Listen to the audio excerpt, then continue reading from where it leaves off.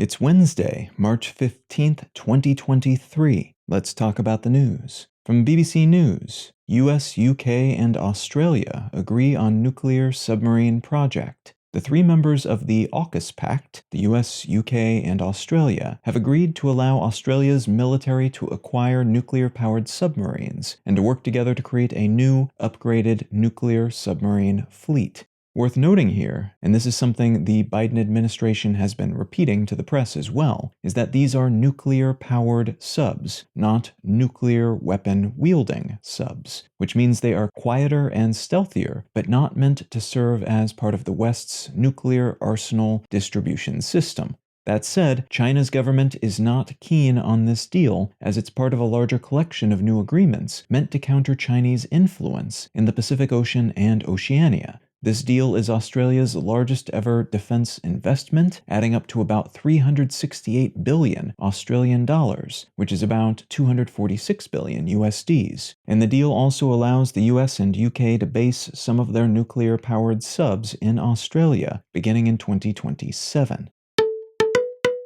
From the Financial Times, Pfizer to buy oncology-focused biotech Seagen for $43 billion. Pharmaceutical giant Pfizer has agreed to pay $229 cash per share to acquire biotech company Seagen, giving the former control of a slew of new cancer treatments at a cost of about $43 billion in total. If this deal passes regulatory scrutiny, and it's expected it will, Pfizer will enjoy a hefty new drug pipeline, supported by a portfolio of what are called antibody-drug conjugates, which allow for the more targeted killing of tumors, causing less damage to non-cancerous cells in the process. Merck was in talks to acquire Seagen last summer, but a deal never closed, and this is considered to be a smart bet by Pfizer, which is otherwise looking down the barrel of a deep revenue slump beginning in the third quarter of this year.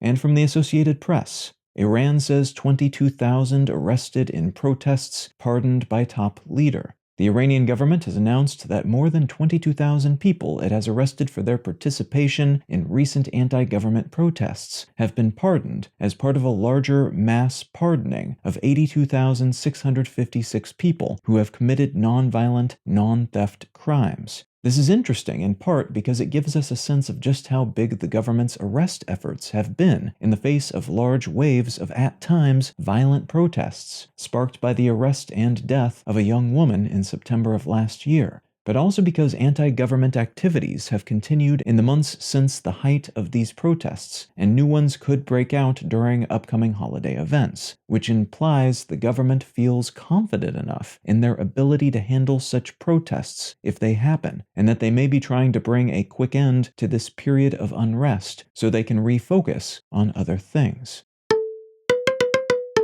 If you're finding some value in One Sentence News, consider leaving a quick review wherever you get your podcasts and/or sharing the show with a friend. You can find out more about this show or subscribe to the email version at onesentencenews.com. And you can support this and other related projects, like the Let's Know Things and Brain Lenses podcasts, at understandery.com.